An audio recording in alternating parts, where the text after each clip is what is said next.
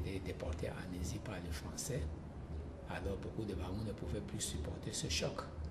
Alors beaucoup ont décidé donc de quitter le royaume Bamoun pour dire que autant mieux aller mourir ailleurs ou bien s'installer ailleurs parce qu'on ne peut pas vivre dans un royaume où le roi n'est pas. Le chef n'est pas là, le pouvoir est affaibli. Donc le sultan étant en exil, le commandement ne devait plus être dicté comme c'était en sa présence. Donc ce n'est que son exil, on peut dire que son exil a affaibli le pouvoir. Parce que cet exil n'a pas eu une préparation. Parce que quand vous parlez de l'exil, il s'agit de quelque chose involontaire. Parce que si c'était quand même volontaire, le sultan aurait préparé la gestion du trône. Je trouve dans un réduit à Simeon à Yaoundé, où va d'ailleurs mourir, il n'a pas sans doute toléré, supporté cette mise à l'exil. Par conséquent, nous pouvons dire que non, les Français ne l'ont pas tué, mais son exil l'a un peu fragilisé jusqu'à ce qu'il trouve la mort en 1933. Et après qu'on a appris que le roi Njoya a trouvé dans la mort à Yaoundé, alors c'était la catastrophe. Parce que les Bamouns n'ont pas compris. Est-ce que le roi Njoya, c'est les Français qui l'ont tué? Est-ce que c'est une mort naturelle? Voilà autant de questions qui s'étaient toujours posées par les Bamouns.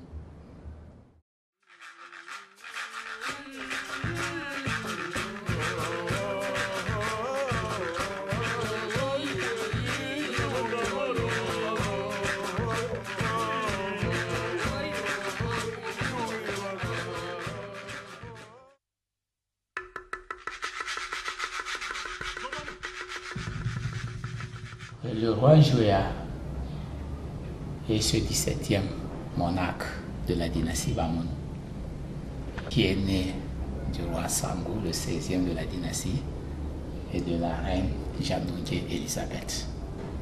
Et ce jeune monarque avait donc pris le pouvoir à 4 ans à la mort de son père. Et c'est sa maman, donc Jamnoudjé, qui avait donc assumé la régence pendant une quinzaine d'années.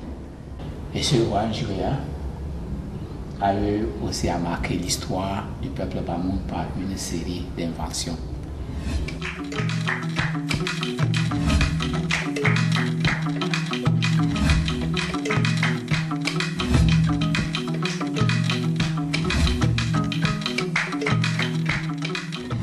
L'écriture est appelée Shumon, l'alphabet aussi, et qui était inventé vers 1896.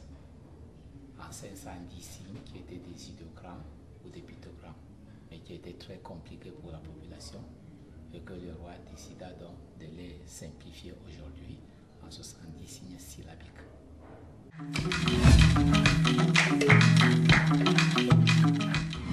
Pour le roi Njoya, pour avoir plus de force, pour vaincre des ennemis et trouver les avantages de chaque religion, il décida donc de créer une religion syncrétiste. Il va donc dans la Bible, des chapitres bibliques intéressants, il récupère. Dans le Coran, le verset coranique intéressant, il récupère et rajoute un peu le rite traditionnel pour pouvoir donc boire, fumer, garder les femmes et avoir la puissance.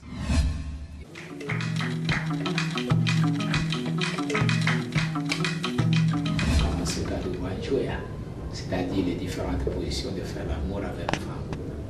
Et deuxième chapitre, il mentionne 99 critères pour apprécier la beauté de la femme.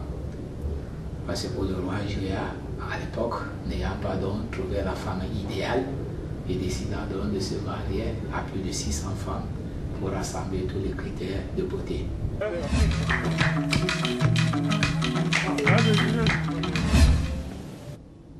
Vous savez, l'exil du roi Njoya n'avait pas été même la bienvenue pour le peuple Bamoun. Parce que créer un espace pour l'exil du roi Njoya, bien sûr que ça reste une histoire, mais je crois que c'est peut-être un peu comme créer un peu de rébellion alors contre les Français.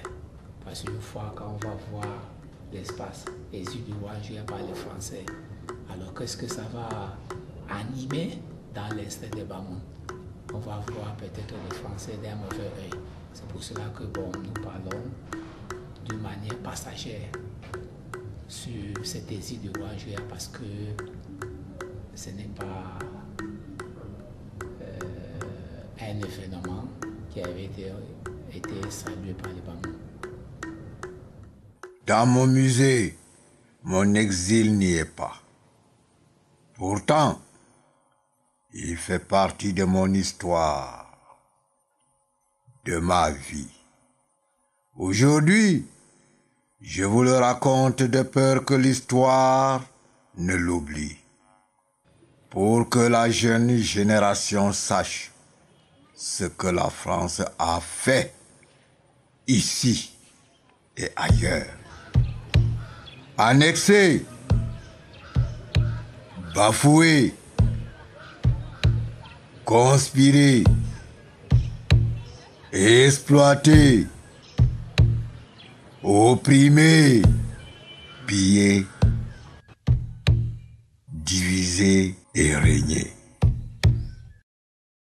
Le gouverneur des colonies, commissaire de la République française au Cameroun, commandeur de la Légion d'honneur.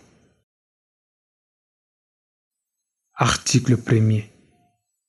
Le nommé Njoya, ex-sultan de Fumban, sera interné pendant une période de 5 années avec résidence obligatoire à Yaoundé. Les biens seront placés sous séquestre pendant la durée de l'internement. Article 2. Les chefs des circonscriptions de Tchank et de Yaoundé sont chargés de l'exécution du présent arrêté, qui sera enregistré et communiqué partout où besoin sera notifié à l'intéressé. Signé Marchand.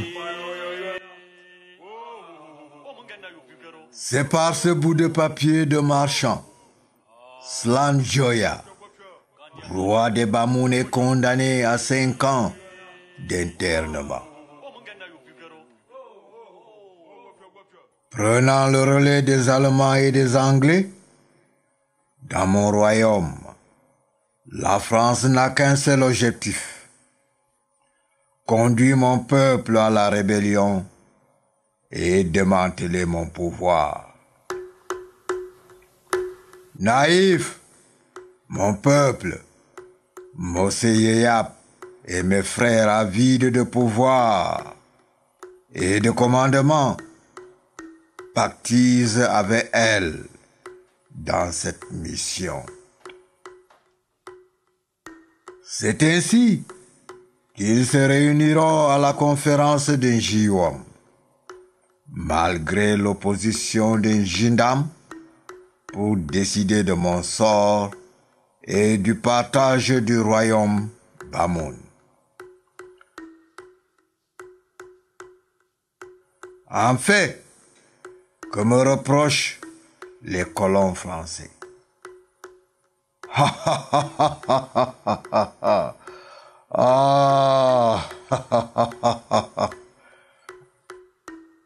Voilà ce que me reproche la France.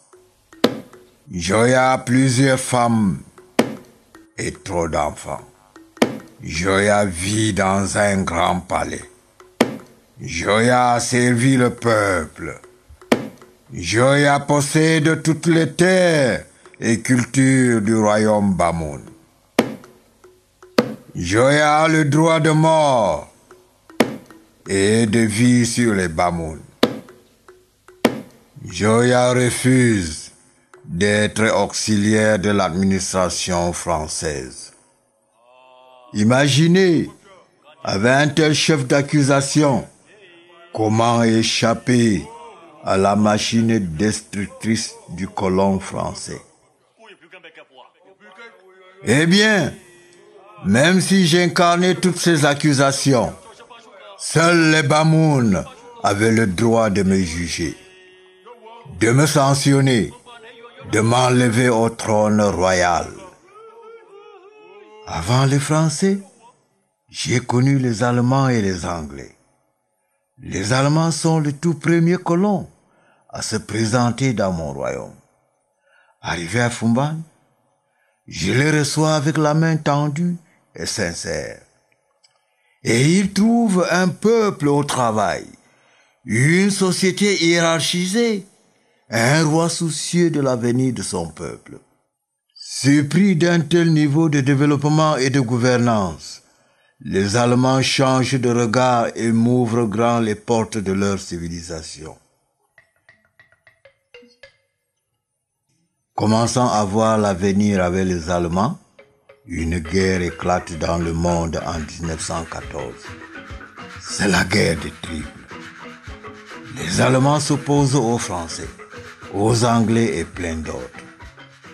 La guerre dure 4 ans et les Allemands sortent perdants. Mais la guerre continue encore dans le royaume Bamoun. En 1920, les Allemands capitulent et laissent place aux Anglais.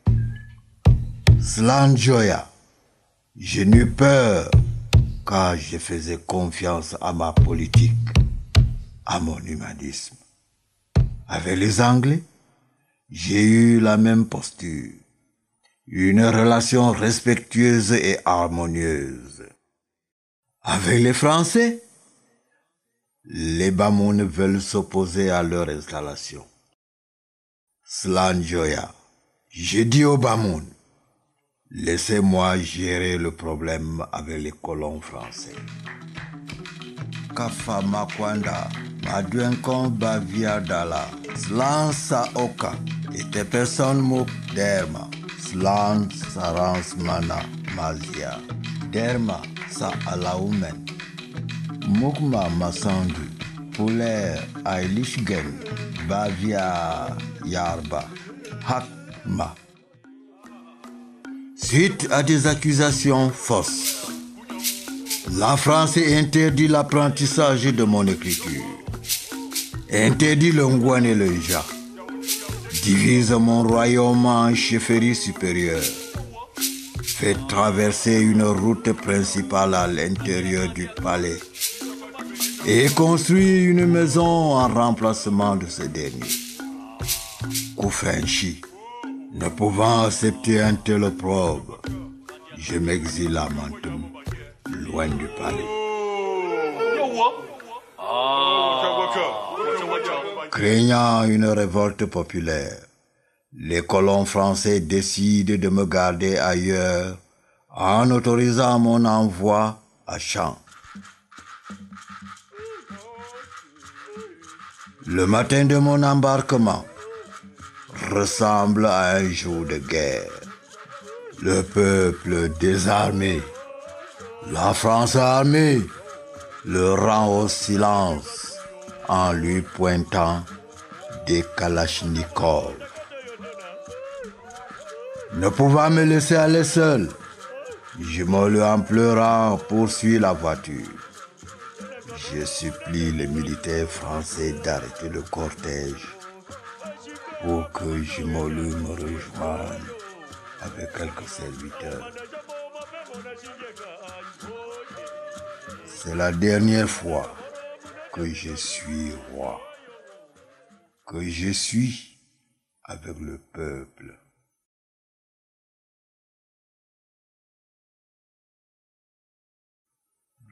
À Champ, je suis présenté aux autorités et conduit dans une résidence qui a presque l'air d'une prison. Après quelques jours, une rumeur de ma libération par les guerriers Bamoun circule à Champ. La France panique et se rend compte de l'amour que le peuple éprouve à mon égard. Voulant me séparer du peuple, elle veut m'exiler au Congo avec la complicité de mes frères. Mais, grâce à l'intervention de Charles Tangana, Yaoundé devient la ville d'exil où je dois purger mes peines. À Yaoundé, j'accepte l'idée d'être un exilé et j'accepte l'amitié avec Charles Tangana. Ainsi, qu'avec son peuple. Et j'accepte la situation de captivité qui me hante. C'est pourquoi, après un an d'exil, je mène des activités quasiment pareilles à celles que je menais dans mon royaume. Je reçois le peuple, je lui donne à manger, je dessine, je peins et j'enseigne ma langue aux Atemengue. En retour, il m'aide dans les travaux de construction et champêtre.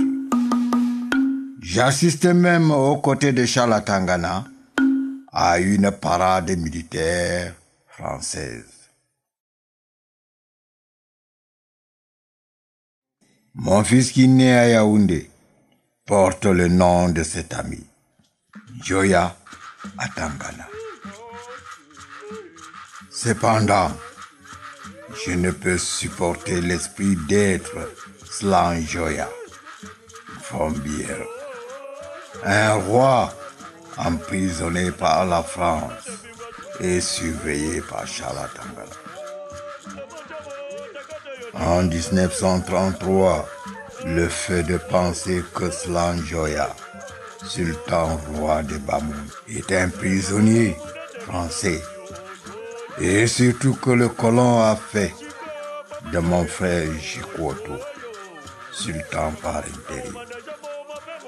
Je tombe dans un choc psychologique qui me conduit à l'isolement.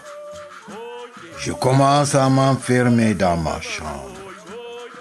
Je refuse toute visite avec les miens. Seule ma femme est autorisée à y entrer. En mai 1933, je vis mes derniers jours à Yaoundé. Ma santé s'aggrave. Ma respiration diminue. Jimolou et les autres m'amènent à l'hôpital. Là-bas, le docteur me fait une radiographie. Puis, je regagne mon domicile. Quand la nuit approche, je commence à voir les signes de la mort. C'est le début d'une longue agonie.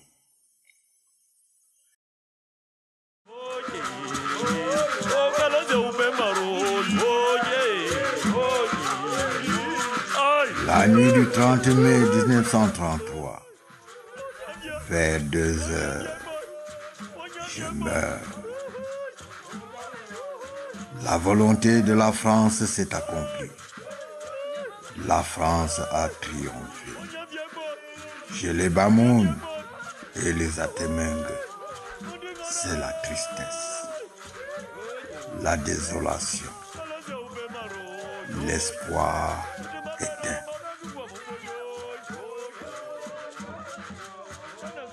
Avisé, l'administration coloniale française veut que je sois inhumé à Yaoundé.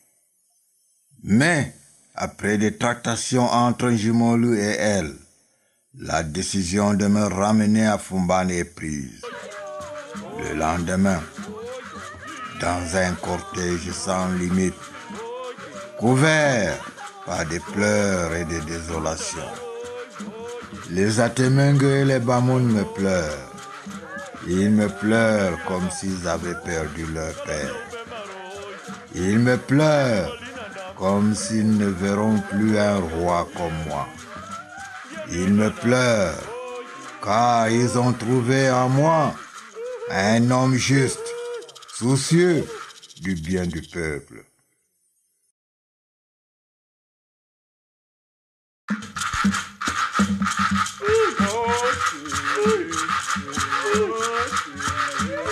Arrivé à Foumban, mort, la France veut toujours m'effacer de l'histoire et refuse que mon corps soit enterré dans mon palais. Elle veut qu'on m'enterre dans une brousse. Mes frères et le peuple s'opposent cette fois. et je suis enterré avec mes pères et mes mères. Derma Shenshele, Bavia Kappa, Malingwanson, Yarba Vensner Amsalamu, Pamsepa, Abiria, Stefanik, Slansa, Komen, Kafa, Yarbama, Demaren, Slandinra, Pantu, Dusa, Rotara Unti, Fran Monjus, Fran Jimodu Seydou, Fran Monjus, Fran Bombonjoya, Demaren, Santadan, Dingra, Pantu Dusan, Rotara Unti, Fran, Zia, Pantu Dusan, Pansepa, Dingra.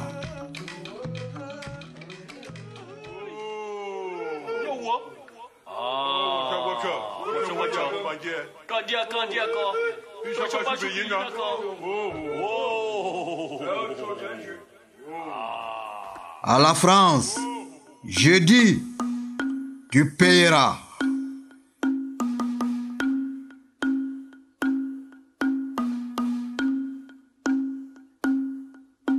Hegel disait déjà, nul ne peut boire et manger pour un autre.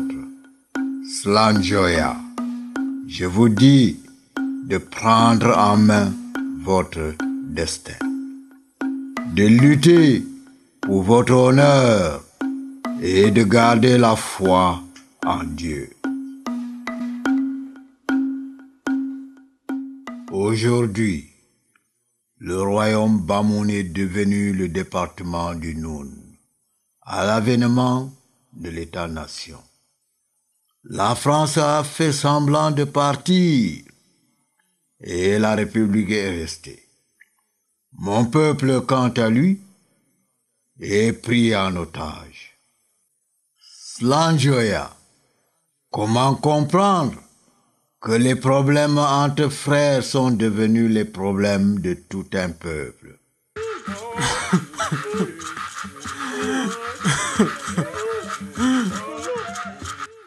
Comme moi, l'histoire vous écrira. L'histoire s'appesantira sur ce que vous n'avez pas donné au peuple. Battez-vous pour le peuple et ne vous combattez pas pour lui. Sauvez le peuple, car sa prospérité et son unité dépendent de vous.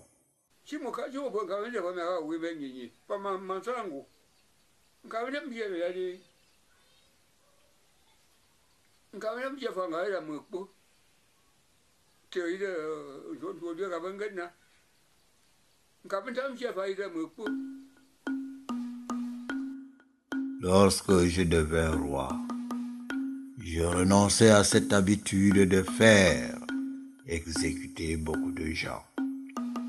J'y renonçai même avant l'arrivée des Blancs.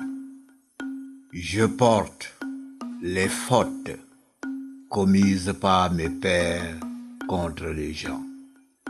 Je les porte comme un homme porte à la fois un éléphant sur sa tête, un hippopotame sur son dos, un buffle sur son bras gauche, une gazelle sur son bras droit et un bois autour de ses reins.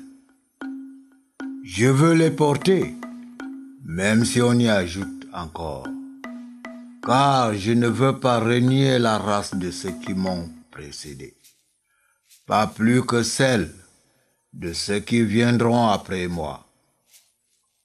Slanjoya, vous êtes comme mes pères, je n'ai pas à vous craindre, et vous n'avez pas à me craindre. L'aide que je veux vous apporter ne finira que lorsque Dieu m'appellera. Le roi Joya avait vécu jusqu'à présent. Je crois que pas seulement le pays Bamoun, non plus le Cameroun, mais plutôt toute l'Afrique, des frères dont parler le Chumon. Cette langue est inventée par le roi Njoya et utilisait même cette écriture que le roi Njoya avait inventée. Oh,